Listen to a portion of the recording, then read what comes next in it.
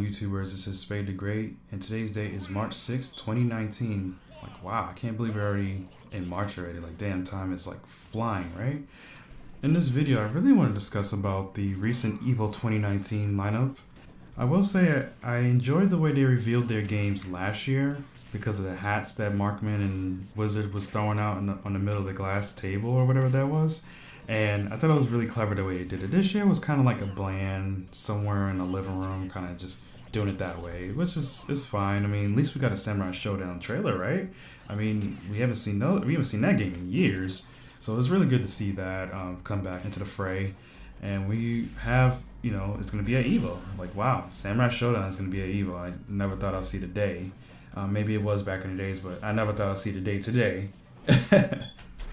Street Fighter being on that list is kind of like it's not kind of, but it's actually just a given. I mean, Street Fighter 5 has already paid its due as a series, and I'm pretty sure anybody named Mama played Street Fighter, and even especially Part 2. I mean, I grew up playing that. It's just an awesome game on the Super Nintendo when I first played it. I love Street Fighter, and Street Fighter 5 is something I'm not really into.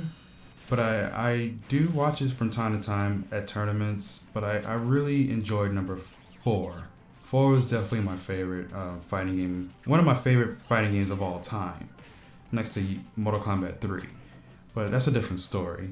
But hey, it's Street Fighter, it's a cult, it has its followers, it has the popular Japanese, the Koreans, and all kinds of players, American players, European players, you name it. And it has a lot of character, which is great, and people watch it, and that's all that matters, right? Another game that made it in was Mortal Kombat 11, and it looks like they're trying to shape up their image a little. It looks really good, like graphically, and the gameplay looks very slow, but I think they're trying to focus more on the neutral and the footsies kind of gameplay of it, so it's just going to be interesting because they also overheard that they took away the running animation too, so it's kind of like MK9 again. But we'll see where it goes from here. I mean, I still have good faith in NetherRealms. Their company has done so well with giving out really polished fighting games. I mean, I was never a fan of the Injustice series, but I really did enjoy Mortal Kombat, and I really love UMK3. And especially in the Xbox Live days. You probably may know me from Xbox Live as the Jax player that played on Mortal Kombat 3, and that game was so fun to play, and I would talk more about it, but this is mainly about the Evo lineup, so we're just going to keep moving forward from there. But at the end of the day, I still have good faith in NetherRealms that they could deliver a solid game, and I wasn't on board about the whole game not being out and still being announced kind of thing, but hey, I mean, it's NetherRealms. Every year there's some kind of NetherRealm game at an Evo lineup, so it's a given. It's one of those kind of things that it's just gonna be there regardless.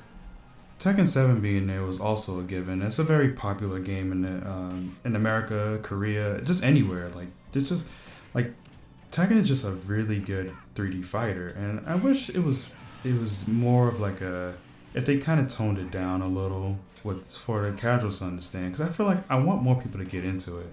And I understand it's that game that you had to be a legacy player to like really just shut down your opponent, and the game really rewards you for playing for so long because you memorize all those buttons and all those movements and everything, and the just frames, etc., everything. And it's great that this game is going to be at Evo again for 2019. And the same goes for Soul Calibur 6. This really caught me by surprise because I feel like this game was slowly falling off due to all the creativity you could do with the characters and making your own weapon or whatever that stuff is when you could like create your own character. And then I think I feel like that stuff gets old after a while, but that's just my opinion. I mean, you obviously, if you enjoy it, you enjoy it. I mean, don't get me wrong. I mean, I enjoyed Soul Calibur. No, I enjoyed Soul Edge. Sorry, I enjoyed Soul Edge, Soul Calibur 1, Soul Calibur 2, and a little bit of Soul Calibur 3. Those games were really fun to play. Don't get me wrong. I do like Soul Calibur series. I just never took it serious, and I always played it for fun. So it's just one of those games I could always just have fun with my friends. Kind of like DOA 6, but we're not going to get on that because that's not going to be an Evo, so we're just going to disregard that one. I'm just kidding, but that was pretty funny though. But But man, it's just weird, like seeing two 3D games being at Evo, like real 3D fighters. Like it's just so weird seeing that. Like, wow, I mean, hooray for 3D fighters. Like I haven't seen that kind of lineup since like I think it was Evo 2010 or 11 when it was like Soul Calibur 4 and Tekken 6 or at one point. I don't remember, but it was like way back then, and I just feel like I'm just surprised to see that those two games are in the same lineup. Like, wow, I was not expecting that. So that really caught me by surprise too. Speaking of surprises, Samurai Showdown really caught me by surprise. I didn't think it would make it to the lineup, but you know, the game's not even out yet, just like MK11, and we still didn't give it a chance to like see what it was going to turn into. And we definitely got that glimpse at that reveal this past week with Markman and Mr. Wizard. I think that was really awesome that they had a special trailer for us to at least see where it's come down to. And it looks really reminiscent. I'm just praying that Charlotte gets announced. I really like Charlotte. She was one of my favorite characters. I don't think I remember how to play her, but we'll see. I mean, hopefully she gets it in. But you know, the game still caught me by surprise. The gameplay looks alright so far. I mean, it looks a little different, and it looks like it still needs some improvements. I was digging the blood. It was very flashy. So I was like, I mean, I guess Samurai Showdown was always flashy, right? I mean, I don't remember it looking like that, but the art style looks great. I like the art style. It kind of has that Street Fighter 4 kind of like ink style to it. It's weird. I mean, correct me if I'm wrong, but it does look like that. I don't know. It looks something like that. Overall, I'm glad that the game made it in. But the next game that really caught me by surprise is Blaz Blue Cross Tag Battle. Now, Blaz Blue was like was quiet for like the last 4 months, so that really caught me by surprise. I don't know. Everything is just full of surprises for me for some reason. Because it's like some of these games, it's like you don't see them after a while, and they just kind of like, all right, there goes that DLC content. All right, and then I remember like not even like actually it was December. I got on. It was like 12 players on, and this was like the middle of the day, and I'm like, wow, this game really did just fell off just like that. And I guess maybe everybody was just waiting for like the new DLC to drop or some announcement to keep them going. I mean, it's crazy that we kind of had to do that. Not saying, and I kind of speak for majority of like just about anyone who plays games due to like its popularity, its reveals, and it sucks that it happens. But I'm one of them. Like sometimes I just forget about a game and not even notice it until they announce something. Like same for Tekken. Like I mean, I love Tekken, but once they announced like a new DLC, I was like, oh shit, I forgot Tekken's a game. I forgot. I completely forgot. Same thing for Blaz Blue. Like I was like, oh wow, new characters, and that's awesome. They, you know, shout outs to Teddy. I'm so glad Teddy's in there. But we'll see more about it, and hopefully it brings in more numbers for Evo 2019 going forward. Another anime game that made it in was Dragonball Fighterz. I mean, it was a given due to its popularity, the fan base. I mean, I grew up watching Dragon Ball Z on Toonami, so I mean, who didn't? And that was an amazing show back in its time, even though all those repeats, I disregard that. I mean, hey, reruns are reruns, right? But it's just that it's great that, you know, that game is back for another year. I was kind of worried. I didn't think it was going to make it this year because of all that stuff it was going through, all these contracts and like all these contract problems, especially with the Japan Evo or Evo Japan, and they didn't make it in at all. So I was kind of worried about that. I was like, well, maybe we won't get Dragon Ball and we'll get Guilty Gear with a new announcement, and no announcement for Guilty Gear.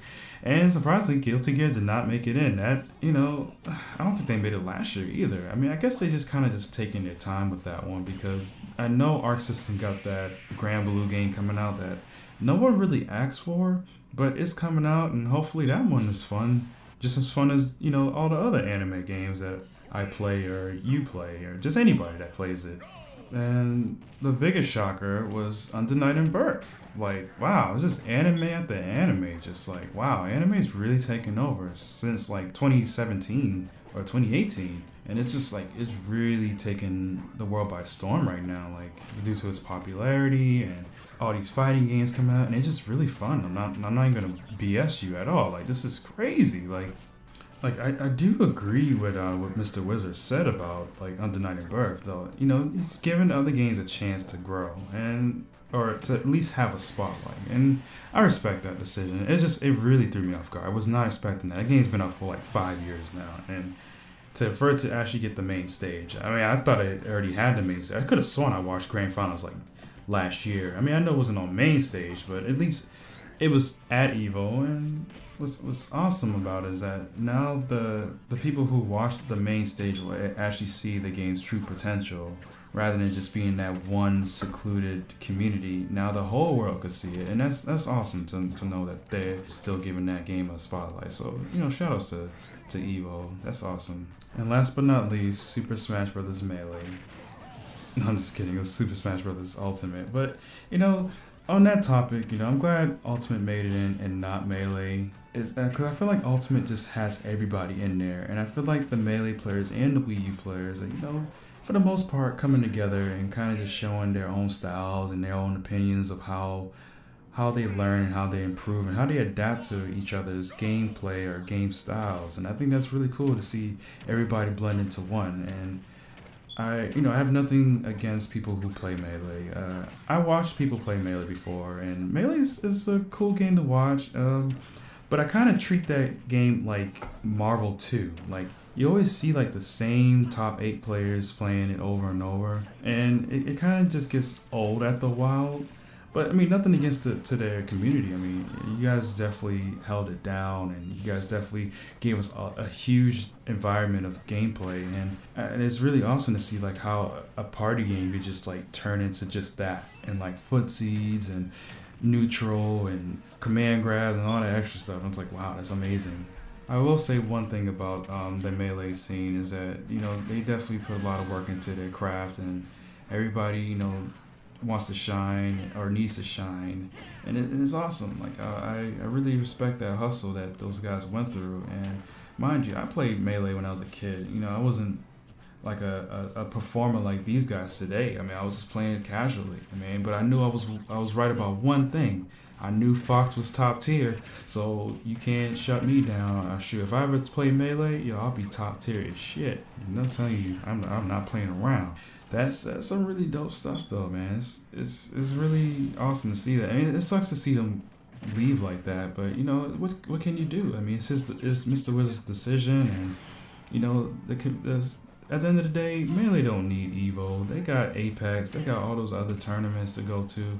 I mean, I know at the end of the day, it does sucks to lose that exposure that they was having at Evo.